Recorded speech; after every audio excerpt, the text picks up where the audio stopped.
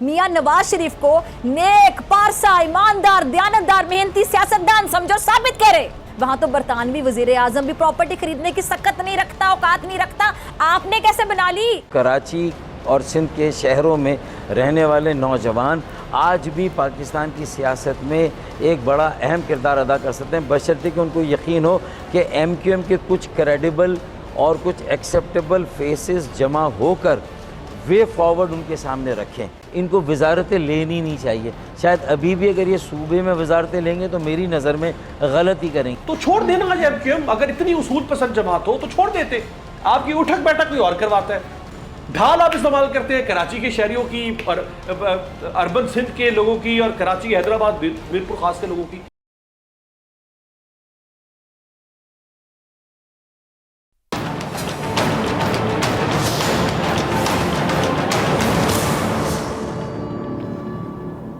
अस्सलाम वालेकुम, आप देख रहे हैं अपना पसंदीदा प्रोग्राम ऐसे नहीं चलेगा। नाज़रीन, पाकिस्तान के अवाम सोचें, ज़रा नहीं पूरा सोचें कि बात बात पर कस्में खाने वाला, अल्लाह रसूल का नाम लेकर अपने काम को बढ़ा चढ़ाकर पेश करने वाला, अपनी नाअहली और नाकामी का मलबा साबिका हुकूमतों और अपने मुखालिफिन के सरों पर डालने वाला, अपनी चोरियाँ छुपाने की कोशिश करने वाला ख़ानदान फिर से इस कौम पे क्यों मुसल्लत है?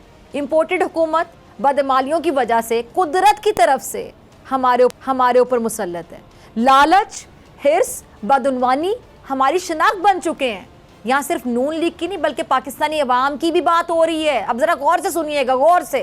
पाकिस्तानी अवाम की भी बात हो रही है जो बददियानती, बदउनवानी, धोखाधड़ी का आगाज़ इंतहाई निचली सतह से कर चुके हैं।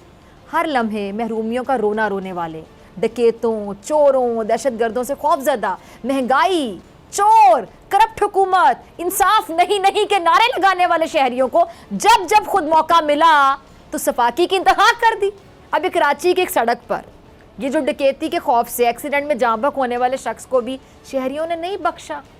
अच्छा, बैंक से मोटरसाइकिल पर ये लाखों रुपए की रकम लेकर आने वाले हनीफ को ये शक हुआ कि जी मुबैना तौर पर दो मशकूक जो मोटरसाइकिल सवार हैं वो शायद उसका पीछा कर रहे हैं, लेकिन ऐसा नहीं था, क्योंकि वहाँ दो मोटरसाइकिल सवार नहीं बल्कि कई मौका परस्त राहगीर मौके की तलाश में थे।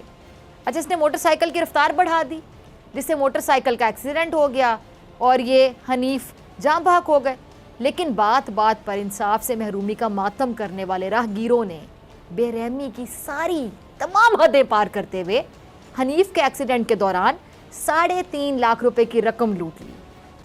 ये कोई पहला वाकया नहीं है, इससे पहले भी ऐसे कई वाकये माजी के किस्से बन चुके हैं जहाँ शहरियों ने दौरान हादसा लूट मार मचाई। तो फिर चोरी और बददियानती के हुक्मरानों पे सब इल्ज़ाम क्यों लगाए जाएं? ये जो गवाले हैं ये दूध में पानी मिलाते हैं। माल बेचते वक्त तराजू में हेर फेर करना, अच्छा माल दिखाकर ख़राब बेचना, मस्जिदों से जूते चुराने वाली कौम अगर हुक्मरानों की चोरियों और जुल्मों सितम पर बद्दुआएं देंगी तो बताएं ऐसी कौम की बद्दुआएं असर रखेंगी? कैसे रखेंगी? नहीं रखेंगी, क्योंकि कौम का भी तो यही हाल है। अभी हाल ही में ये जो लाहौर इंतज़ामिया ने रोटी की कीमत ज़्यादा वसूल करने पर 21 तंदूर हैं, 21 तंदूर मालिकान जिनके खिलाफ मुकदमात दर्ज किए और 60,000 से ज़ायद के जुर्माने आयद किए हैं। पंजाब फूड अथॉरिटी ने अहमदाबाद में ग्रॉसरी स्टोर के 5 गोदामों पर छापा मारा। 50 लाख रुपए से ज़ायद मालियत का एक्सपायर हुआ दूध, बिस्किट, केचप, जेलीज और दीगर जो खाने पीने की अशियाँ वो बरामद की गई। अच्छा, ग्रॉसरी स्टोर से एक्सपायरी डेट को मिटाने वाली, आप देखें ज़रा, नई जो एक्सपायरी डेट लगाने वाली मोहरें हैं, ऐसा सामान भी पकड़ा गया। ये हाल है। और लाहौर में ही 3 अफराद एक सिलेंडर से दूसरे सिलेंडर में गैर कानूनी तौर पर गैस मुंतकिल करते हुए पकड़े गए हैं। ये वही शहरी हैं जो हुकूमत की बदउनवानियों का रोना बाकायदा रो रहे होते हैं, लेकिन उनके खिलाफ आवाज़ नहीं उठाते। क्यों? क्योंकि ख़ुद भी वैसे हैं, ख़ुद भी बददियानती और बदअमली में मसरूफ़ हैं और मुआशरे में मौजूद खराबियों में हमारा भी बराबर का हिस्सा है। इसलिए पहली आवाज़ ना अपने खिलाफ उठनी चाहिए। पहली बगावत करें तो खुद से करें, खुद से, अपने आप से सवाल पूछें, अपने गिरबानों में झांकें और फिर खुद पे मुसल्लत करप्ट हुक्मरानों को इक़्तिदार से हटाकर ईमानदार मुहिब्बे वतन लीडर को पाकिस्तान का इक़्तिदार सौंपना चाहिए। इस वक्त पाकिस्तान की जो तारीख आप देखें कि पाकिस्तान अगर मैं कहूँ कि तारीख की बदतरीन सूरत हाल से दो चार है तो गलत नहीं होगा। चाहे ये सियासी सूरत हाल आप देख लें, मुआशी देख लें, मुआशरती देख लें, खारिजी देख लें, पाकिस्तान को हर मैदान में शदीद चैलेंजेस का सामना है और हर तरफ बहरान ही बहरान है। मुश्किल वक्त है, शदीद मुश्किल वक्त है। अवाम और हुकूमत पर खौफ के साए मंडला रहे हैं। गरीब अवाम के लिए हर गुजरता दिन पहले से कहीं ज़्यादा मुश्किल हो रहा है। एक आम आदमी, आपको पता है, कुछ ख़रीद नहीं सकता, उसकी कुव्वत ख़रीद दम तोड़ चुकी है, कमर तोड़ महंगाई है, और महंगाई है ही ऐसी, इतनी ज़्यादा है। अब आप सोचें कि एक आम आदमी 1 महीना पहले अगर 15,000 में पूरा अपना राशन ख़रीदता था, तो आज आपको पता है उतना ही राशन, आप सब जो सुन रहे हैं, आप लोगों के दिलों की आवाज़ है ये, आज उतना ही राशन ख़रीदने के लिए उस बंदे को 20,000 रुपये चाहिए, उतना ही राशन। और अब तो सिर्फ गरीब ही नहीं, बल्कि जो मिडिल क्लास तबका है, मुतवसत तबका है, और बल्कि अमीर लोग भी महंगाई से शदीद परेशान है, कह रहे हैं बहुत महंगाई हो गई है। हाँ, अगर कोई परेशान नहीं है तो वो हैं ये चंद हुक्मरान ख़ानदान जिनकी शाह खर्चियाँ, अयाशियाँ मुल्क और कौम को इस नहज पर, अयाशियों की वजह से तो हालात है ये जिसमें सब पिस रहे हैं इनके अलावा, सब परेशान है इनके अलावा। अच्छा, इस हवाले से शेख रशीद साहब, उन्होंने कल लाल हवेली से बोल न्यूज़ के सीनियर एंकर पर्सन तजियाकार समी इब्राहिम साहब उनको इंटरव्यू दी है, जिसमें उन्होंने कहा है कि जी हुकूमत ने मुल्क का सियासी और मुआशी दिवालिया निकाल दी है। रावलपिंडी में होने वाली जो मीटिंग है पाकिस्तान के लिए खुश आइन साबित होगी, और हमें असम्बली इसलिए लाना चाहते हैं कि जी नवाज शरीफ की जो ताहयात नाअहली है उस पर डील हो सके। 10 रोज़ में कहते हैं जी फाइनल राउंड होगा, अक्टूबर और नवंबर जो है बड़ा अहम होगा, बल्कि फ़ैसला कुन होंगे, उन्होंने ये कहा। अच्छा, उनका क्लिप होगा टीम, और क्या कहा शेख साहब ने, ज़रा सुनिएगा। अच्छा, शेख रशीद साहब ने हुकूमत का मुल्क की जो मौजूदा सूरत हाल है उसका बाकायदा कहते हैं कि कच्चा चट्टा खोल के रख दिया। यही होता है ना, कच्चा चट्टा खोल के रख देना। कहते हैं कि जी लॉन्ग मार्च या इलेक्शन की तारीख किसी एक का फ़ैसला होना ज़रूरी है। रियासती इदारे मजलूम आवाम के साथ होते हैं, जालिमों के साथ नहीं होते हैं। असम्बली की इज्जत ना हो तो टर्न आउट कम होता है। अच्छा, राना सनाउल्लाह हुकूमत को ले डूबेगा, ये भी कहा। इसहाक डार को दुनिया और IMF से कुछ नहीं मिला, ना डॉलर है ना तनख्वाह देने के पैसे हैं।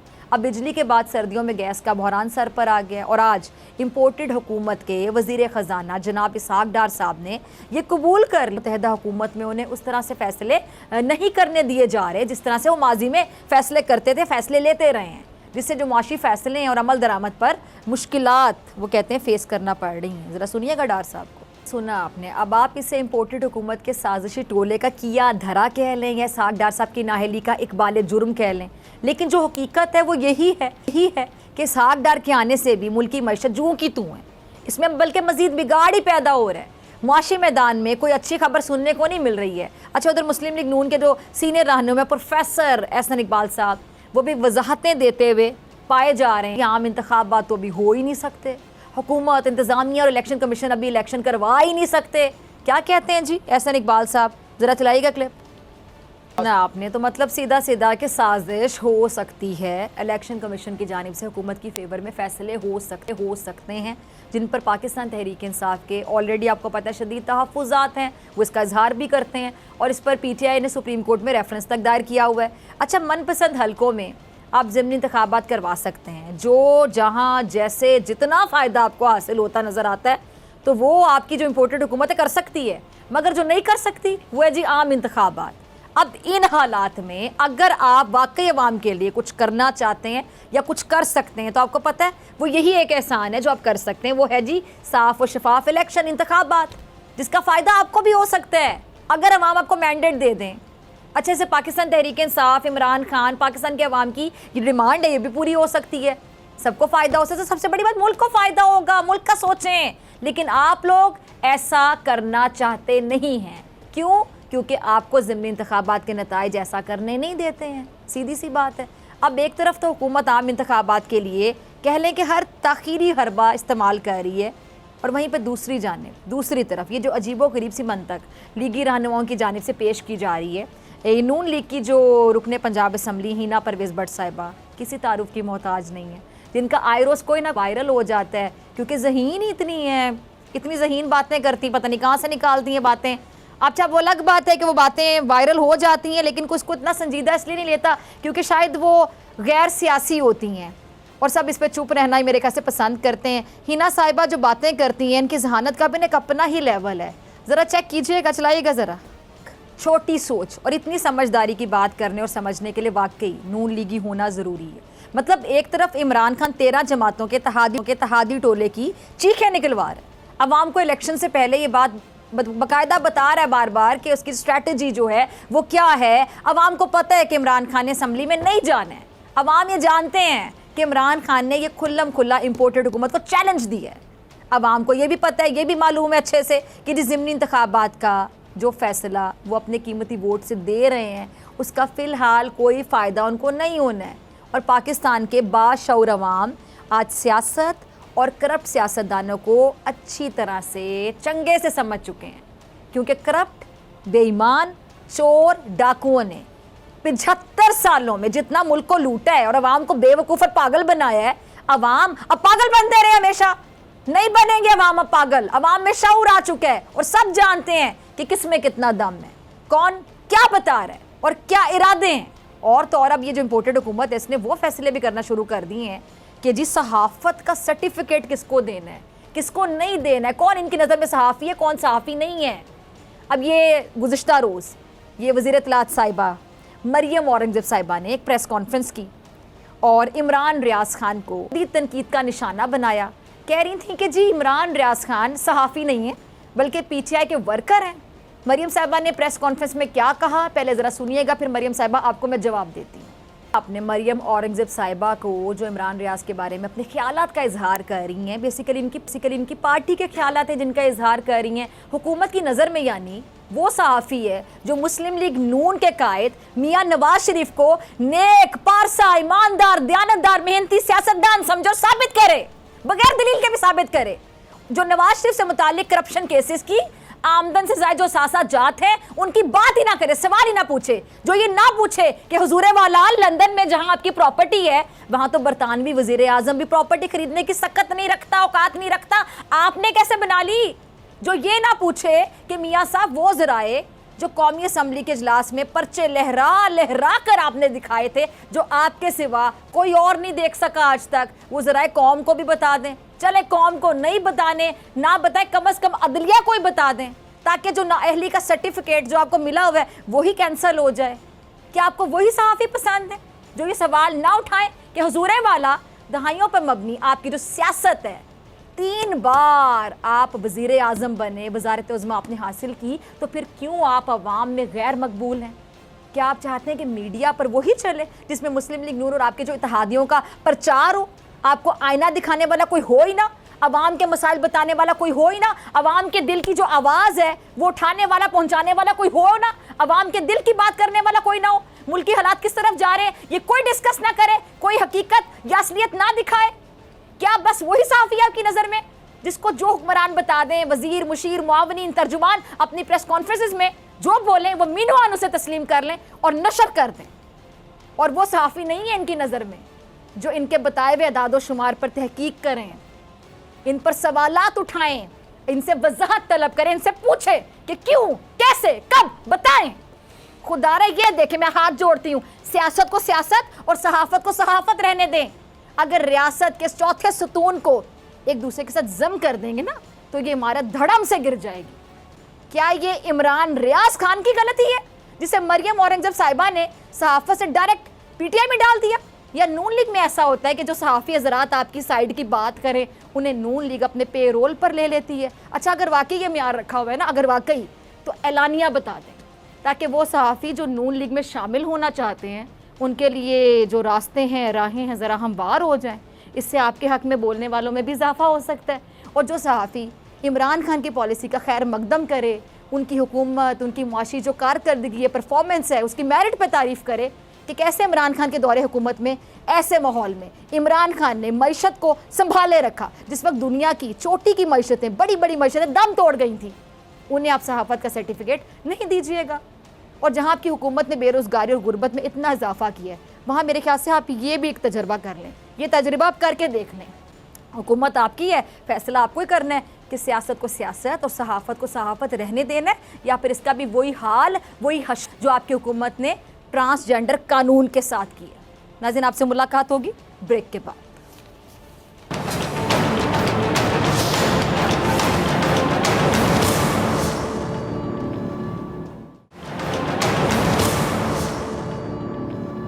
वेलकम बैक नाजरीन। कराची ऐसा बदकिस्मत शहर है जिसका कोई वाली वारिस नजर नहीं आता है। ना सूबाई हुकूमत इस शहर को ऑन करती है, ना ही वफाकी हुकूमत को शहर की कोई परवाह, कोई फिक्र है। अच्छा, हद तो ये है कि इस शहर की नुमाइंदगी की दावेदार जमात MQM भी अब इसी हाल में नजर आ रही है, जिसका कोई वाली वारिस नहीं है।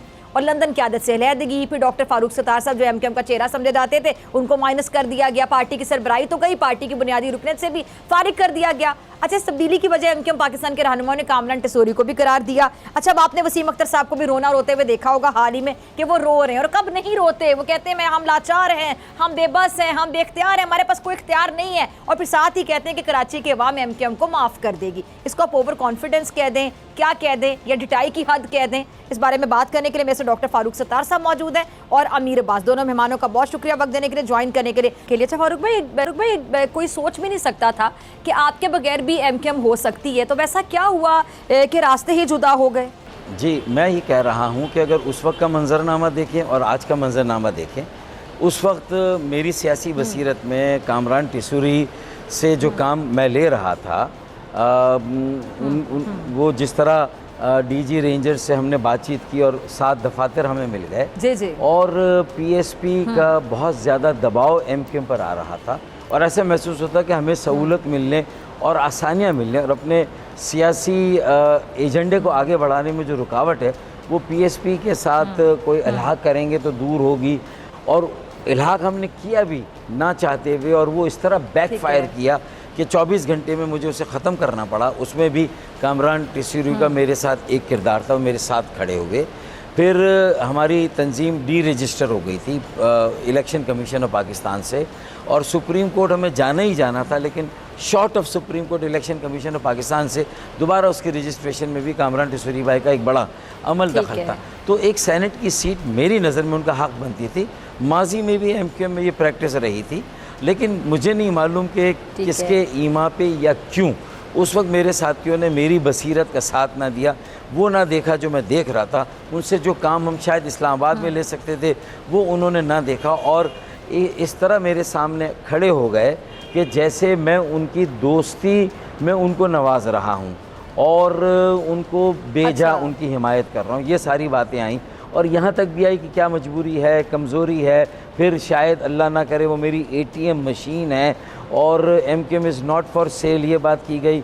तो ये सारी बातें करने के बाद अगर आज मैं 4 साल बाद ये मंज़र देखता हूँ कि ज़मीन चमन गुल खिलाती है क्या क्या, बदलता है रंग आसमां कैसे कैसे, तो देखिए मैं तो आज तक MQM से अपने आप को अलग नहीं समझता। मैंने तो कोई नई सियासी जमात नहीं बनाई, एक आज़ाद ग्रुप ज़रूर बनाया। इसी तंजीम को इसकी नज़रियाती असास के साथ बहाल करना चाहता हूँ, इसकी नज़्म व ज़ब्त, इसकी जी, और उसके अच्छा फिर इसको रीब्रांड करना है, रिफॉर्म करना है। लंदन से अलग होने के बाद मैं इसी एजेंडे पर कार बनता हूँ। और कामरान टिसोरी भाई पहला मेरी और पार्टी के झगड़े की बुनियाद, पार्टी नहीं चंद लोगों के झगड़े की बुनियाद नहीं थे। अली रज़ा आबदी को जब मैं राब्ता कमेटी का रुकन बनाना चाहता था, एक नफीस आदमी, पढ़ा लिखा आदमी, एक प्रेजेंटेबल आदमी, जो मंतक और दलाइल से जो बात करने वाला, अपने हल्के में वक्त देने वाला, करप्शन का किसी तरह का कोई इल्ज़ाम नहीं, लोगों से घुल मिलने वाला, मिलने जुलने वाला, आजिज़ी इनकिसारी से, तो उसको अगर राब्ता कमेटी के लोग कबूल ना करें, एक सरबरा की इस बात को भी ना रखा जाए, तो मैंने ये बताने की कोशिश की। लेकिन शायद मीडिया में भी एक ऐसा माहौल बना था कि मुझे भी लोग कहते थे, मेरी सियासी बसीरत पर शक करते थे कि आप अगर ये ज़िद ना करते तो आप पार्टी से बेदखल ना होते। मैं आपकी तरफ दोबारा आती हूँ, ठीक है, आपकी इजाज़त से मैं अमीर अब्बास का रुख करना चाहूँगी। अमीर अब्बास, मैं आपकी तरफ आना चाहती हूँ। हमने डॉक्टर साहब को सुना, अमीर अब्बास पूरी सिचुएशन को कैसे एनालाइज करते हैं? अब ये जो MQM पाकिस्तान है, इसकी जो तनज़्ज़ुल है, इसका सिलसिला आपको लगता है कि ऐसे ही चलता रहेगा, या अभी भी कुछ ऐसे इक़दाम हैं जो अभी पार्टी को बचा सकते हैं? और डॉक्टर साहब ने जिस तरह पूरी गुफ्तगू की, पूरी ज़िंदगी उस पार्टी को दे दी इन्होंने, अब उम्र के किस हिस्से में है, बहुत सीनियर हैं, तो कैसे आप एनालाइज करते हैं इस पूरी सिचुएशन को?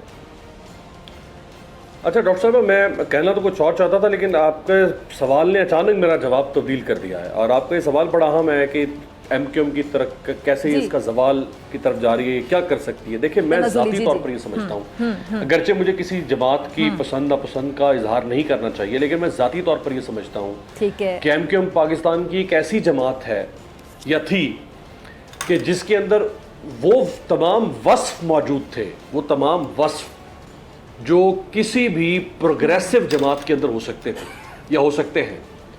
इस चीज से कता नजर के एमक्यूएम ने जो टारगेट किलिंग, भत्ता, खून, दहशत, वो सब वो उसके अलावा जो इस जमात का मंशूर था, यानी ये जमात छोटे सूबों पर यकीन रखती है, नए सूबे बनने चाहिए, ये जमात कालाबाग डैम की बात करती है, ये जमात लोकल गवर्नमेंट सिस्टम की बात करती है। सो ये वो कुछ ऐसी स्ट्रेंथ्स थी इस जमात की जो और किसी भी कौमी सतह की जमात के अंदर उस तरह में एग्रेसिवली नजर नहीं आई। अब गड़बड़ का हूँ, एक तो गड़बड़ का वो दौर था जो 90s में हमने देख लिया, फिर 2016 तक वो चलता रहा। अब 2016 के बाद एमक्यूएम के बारे में बहुत सारे लोग एक्सेप्ट करने को तैयार नहीं थे कि नहीं नहीं नहीं नहीं ये अभी भी वही बिगड़ी हुई जमात है, इसको बिल्कुल मार्जिन नहीं देना चाहिए, अभी भी अल्ताफ हुसैन की करतूतों पर चलने वाली जमात है। मेरे जैसे चंद लोग थे जो कहते थे नहीं, उस शख्स ने इस जमात को बिल्कुल अपने शिकंजे में ले रखा था और यहां लोग जुर्रत करके भी उसके खिलाफ खड़े होने को तैयार नहीं हो पा रहे थे।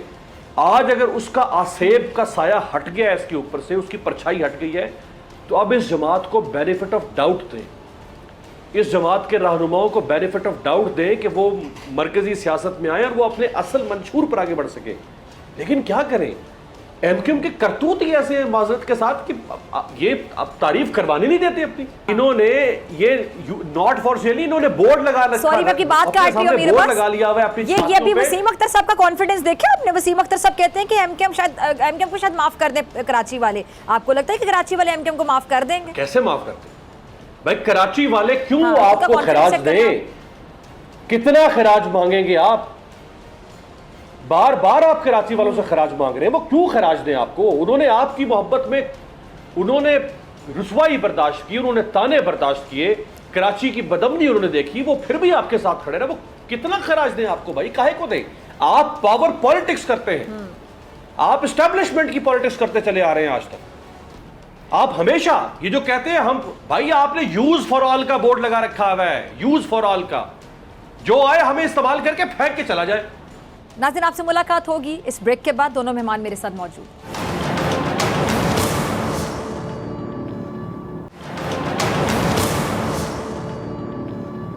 Welcome back. Doctor Farooq Sattar और अमीर अब्बास मेरे साथ मौजूद हैं। आपकी तरफ आना चाहूँगी। अच्छा, एक तो डॉक्टर साहब ये बात की जिस तरह वसीम अख्तर साहब फिर रो रहे थे, तो जब अवामी नुमाइंदे जिनको अवाम मुंतखब सिर्फ इसलिए करती है कि अवाम की वो आवाज़ बनेंगे, अवाम के मसाइल को हल करेंगे, जब वो टीवी पे के रोना शुरू कर दें कि हम तो बड़े बेख्तियार हैं, हम तो बड़े लाचार हैं, हम बड़े बेबस हैं, हमारे हाथ में कुछ भी नहीं है, तो वो अवामी नुमाइंदा बेसिकली दूसरे की नफ्सियात को किस तरह क्या कहना क्या चाह रहा होता है? आपको नफ्सियाती तौर पे पैगाम क्या देना चाह रहा होता है कि हाँ मुझसे उम्मीद लगाई हुई है, मैं तो खुद बड़ा बेबस हूँ, बड़ा लाचार हूँ। एक तो बता दीजिए कि रोना कैसा होता है अवामी नुमाइंदे का टीवी पे आके कि मेरे पास इख्तियारात नहीं है। दूसरा, जो पार्टी की अंदरूनी ग्रुप बंदी है उसके बारे में कुछ ज़रा बताइएगा। ये जो आमिर खान ग्रुप है, इसको इस वक्त सबसे ज़्यादा मजबूत और मुतहरिक समझा जा रहा है, उनको पार्टी में लाने वाले कौन थे? डॉक्टर फैज़ा, मैं ये समझता हूँ कि अमीर अब्बास साहब ने जो यहाँ तज़िया पेश किया उसके कुछ नुकात से तो इख्तलाफ किया से, तो बाय एंड लार्ज मैं उनकी बहुत सारी बातों से मुत्तफ़िक़ हूँ। लेकिन एक बात ये कि पाकिस्तान में एक वैक्यूम है, एक मिडिल क्लास पढ़े लिखे नौजवानों का कोई सियासी अमल मौजूद नहीं है। ये एमक्यूएम एक उम्मीद की किरण थी, उसमें जो ख़राबियाँ और बिगाड़ आया और तशद्दुद का बैकग्राउंड क्या था मैं जस्टिफाई नहीं करूँगा। वायलेंस जो कहते हैं ना, ब्रीड्स वायलेंस, तो इसका मतलब वो ख़राबियाँ और बिगाड़ से अलग आप उसको रखें और एमक्यूएम को उसकी नेचुरल पोटेंशियल के साथ ग्रो करने दें, तो कराची और सिंध के शहरों में रहने वाले नौजवान आज भी पाकिस्तान की सियासत में एक बड़ा अहम किरदार अदा कर सकते हैं, बशर्ते कि उनको यकीन हो कि एमक्यूएम के कुछ क्रेडिबल और कुछ एक्सेप्टेबल फेसेस जमा होकर वे फॉरवर्ड उनके सामने रखें। और वो वे फॉरवर्ड ये कि इंट्रा पार्टी इलेक्शन हो जिसमें 65% हम 40-35 साल से कम उम्र के जवानों और नौजवानों को आगे लाएं और आइंदा के इंतखाबात में भी 65% उम्मीदवार 35 साल या 40 या 35 साल से कम उम्र के होने चाहिए। फिर कसीरुल जहती होने चाहिए। कराची ख़ास तौर पर हर ज़बान बोलने वाले का शहर है, हर इलाके का पाकिस्तानी कराची में रहता है। कराची पाकिस्तान है, कराची चलता है, पाकिस्तान सिर्फ चलता नहीं पलता भी है। तो इन सारी बातों को लेकर यहाँ की इकाइयों की, मुख्तलिफ़ इकाइयों की सियासी वाबस्तगियाँ अपनी अपनी जगह हो सकती हैं, लेकिन लसानी वाबस्तगी, मसलकी वाबस्तगी, तबकाती वाबस्तगी मजहबी और सियासी वाबस्तगी से बालातर को, अगर ये नैरेटिव जो 4 साल से मैं दे रहा हूँ नौजवानों मुख्तलिफ बरादरियों में जाकर कि own Karachi, save Karachi, make Karachi, अगर कराची को अपनाएंगे समझे मुल्क को अपनाया, कराची को बचाया बनाया समझे मुल्क को बचाया बनाया। तो अब इस नैरेटिव के साथ अगर आते हैं तो ये चांस है कि इस डूबे हुए टाइटैनिक को फिर समंदर से निकाल कर सतह पर लाकर चलाया जा सके। डॉक्टर साहब, आपको अगर मेरी आवाज़ आ रही है, मैंने कहा वापसी के रास्ते खुले हुए हैं, मतलब आपने जहन बनाया हुआ है कि वापसी भी हो सकती है? देखें, वापसी से ज़्यादा मेरी जो ज़रूरत है कि क्या मैं कोई किरदार अदा कर सकता हूँ इस एक अहम तरीन पाकिस्तान की वाहिद मिडिल क्लास सियासी जमात, प्रोग्रेसिव सियासी जमात, और जिसमें पढ़े लिखे नौजवानों का एक बहुत बड़ा इनकलाब बरपा हुआ था। क्या इसे दोबारा अपने पैरों पर खड़ा किया जा सकता है? क्या दोबारा ये जो कराची अगर पाकिस्तान के लिए लाजिम और मलजूम है कि कराची मजबूत और मुस्तहकम होगा, इसमें तामीर और तरक्की होगी और बका सलामती की ज़मानत अगर मिलेगी पाकिस्तान के लिए तो यहाँ से मिलेगी। तो और 22वीं और 23वीं सदी में पाकिस्तान जाएगा तो कराची लेके जाएगा। तो मैं तो उस बुनियाद पे कह रहा हूँ कि जो इसका बैनुल अक़वामी एक्सपोजर है इस शहर का और पूरी दुनिया के साथ अगर हमें चलना है और कनेक्ट करना है, दुनिया की इकॉनमी में अपना हिस्सा लेना है, तो बाकी जो इंजन ऑफ ग्रोथ कराची उसके साथ और शहरों को बनाना, तो ये जो विज़न है ये मैं समझता हूँ कि इसका एक पोटेंशल है। तो मेरी वापसी की ज़्यादा 1 सीट 1 कैंडिडेट, एक सिंध शहरी कोई अर्बन अलायंस हो, मैं तो देखें ये देखूँगा कि क्या अभी भी इसको बचाया जा सकता है। मैं वे कर रहा हूँ अपने ऑप्शंस को, लेकिन मैं ये कहता हूँ कि आज जब एक स्पेस उन्होंने कामरान भाई के लिए बना के, शायद वो कोई मिसिंग पर्सन की बाजियाबी से लेकर जो पीपल्स पार्टी के साथ माहिदा हुआ उस पर अमल दरामद नहीं हो रहा, उसमें कामरान टिसोरी भाई कोई रोल अदा कर सकते हैं या कोई इसी तरह की और बात हो सकती है। और अगर ये चांस लिया गया दर बदर होने की बजाय कि कभी एक पार्टी के साथ कभी दूसरी, इनको वजारतें लेनी नहीं चाहिए। शायद अभी भी अगर ये सूबे में वजारतें लेंगे तो मेरी नज़र में गलती करेंगे। डॉक्टर साहब ने ऐसा बोला कि अपनी गलतियों से सीखना चाहिए, उनका अजाला करना चाहिए, माफ़ी मांगनी चाहिए। माफ़ी तो यहाँ कोई भी मांगने के लिए तैयार नहीं होता मेरे पास। अगर इतना बड़ा ज़र्फ का मुजाहरा सब करना शुरू कर दें तो बाकी सियासत तो फिर वही हो जाए कि जिसका कहा जाता था कि सियासत इबादत है। देखिए, माफ़ी तो हो गई थी डॉक्टर साहब, माफ़ी हो गई थी, माफ़ी मांग भी ली गई थी 2016 अगस्त 2016 के वाक़े के बाद। और अब आप देखती हैं कि इस वाक़े को 6 साल गुजर गए। 6 साल बड़ा अरसा होता है। 6 साल में एमक्यूएम को टारगेट किलिंग को याद नहीं करवाता, बोरीबंद लाशें को याद नहीं करवाता, वो खाले को याद नहीं करवाता, क्योंकि लोग अपने जहन से आहिस्ता आहिस्ता उन तल्ख यादों को खुरच देंगे। लेकिन उसके लिए शर्त है ना, शर्त है कि कोई काम गैर मशरूत नहीं होता ना। शर्त यह है कि एमक्यूएम भी अपने तर्ज सियासत को तब्दील करे। जैसे डॉक्टर साहब ने कहा, इंतहाई खूबसूरत बात उन्होंने कही कि नए लोग सामने आए, नई लीडरशिप सामने आए। देखिए, मैंने कुछ चीज़ें आपके सामने गिनवाई एमक्यूएम की जो खूबियाँ थी। इसी तरह से एमक्यूएम जागीरदाराना निज़ाम के खिलाफ है। कोई जमात, ये पीपल्स पार्टी तो है ही जागीरदाराना निज़ाम का मंबा। सॉरी, आपकी बात काट रही हूँ अमीर अब्बास, और सबसे ज़्यादा पढ़े लिखे लोग इस पार्टी में शामिल हुए। जब ये मुझे याद है कि जब ये एमक्यूएम में, अगर आप बाकी पार्टी से कंपैरिजन करें तो एमक्यूएम में सबसे ज़्यादा मिडिल क्लास तबका और पढ़ा लिखा तबका ये सामने आया। जी हाँ, यही तो मिडिल क्लास का जो डॉक्टर साहब ने जिक्र किया ना, इसी को तो मिडिल क्लास कहते हैं ना, इसी को तो वर्किंग क्लास कहते हैं। देखें, जो ग्वाटेमाला में जब इनकलाब आया, जब वहाँ के डिक्टेटर का तख्ता उल्टा कौम ने, और कौम खड़ी हो गई अपने लीडर्स के साथ, तो वो वर्किंग क्लास थी, वो मजदूर थे, वो किसान थे, वो कोई अशराफिया नहीं थी जो खड़ी हुई थी। और दुनिया में बेशुमार मिसालें मौजूद हैं। देखिए, ये वो जमात है जो जागीरदाराना निज़ाम के खिलाफ है, जो क्लास सिस्टम के खिलाफ है, जो कास्ट सिस्टम के खिलाफ है, क्लास और कास्ट दोनों के खिलाफ है। इसके बावजूद अब इस जमात को सोचना है ना कि हमारे में ये भी खूबी है, ये भी खूबी है, ये भी खूबी है, और ये वो सारी खूबियां जो किसी और जमात में नहीं है। इसके बावजूद दुनिया की हम पाकिस्तान के बदनामे ज़माना जमात है। इसके बावजूद हमारा जो चेहरा है, हमारा उजला लिबास, वो बार बार दागदार क्यों हो रहा है? ये इन्होंने बैठ के सोचना है। हमारा काम, हम तो देखें ना, हम तो बैठ के एनालाइज कर सकते हैं। हम तो नहीं बैठ के इनको मशवरे देंगे कि भाई आप ये काम करें या ये काम ना करें। अब देख लेना, अभी ये जो वोट ऑफ नो कॉन्फिडेंस में एमक्यूएम ने जो फैसला किया, ठीक है, ये एक जमहूरी फैसला है कि अगर आप एक इत्तेहाद के साथ हैं और वो इत्तेहाद आपके वादे पूरे नहीं कर रहा, आपने छोड़ दिया फाबेहा। तो 6 माह, 6.25 माह से इस इत्तेहाद ने आपके कौन से वादे पूरे किए हैं? फिर इस इत्तेहाद को भी छोड़ देते हैं वक्त आप। की कमी है, मुझे अभी ये लोकल गवर्नमेंट इलेक्शन, मेरे पास आपका लोकल गवर्नमेंट इलेक्शन ही एमक्यूएम की सबसे बड़ी डिमांड थी ना। Local government election Peoples Party बार बार मुलतवी करवा रही है, अब फिर मुलतवी करवा दिया। तो छोड़ देना आज एमक्यूएम, अगर इतनी उसूल पसंद जमात हो तो छोड़ देते। इसका मतलब क्या है कि आपको कोई बिठाता है और आपको कोई उठाता है, आपकी उठक बैठक कोई और करवाता है। ढाल आप इस्तेमाल करते हैं कराची के शहरियों की और अर्बन सिंध के लोगों की और कराची हैदराबाद मीरपुर खास के लोगों की। अब ये बातें खुल गई हैं, अब ये नहीं छुप सकती हैं। ठीक है जी, दोनों मेहमानों का बहुत शुक्रिया। इसी के साथ मुझे आपसे मुलाकात होगी इंशाल्लाह कल सेम टाइम सेम चैनल का। ज़िंदगी ने वफा की दुआओं में याद रखिएगा, अपना बहुत ख्याल रखिएगा। अल्लाह निगहबान।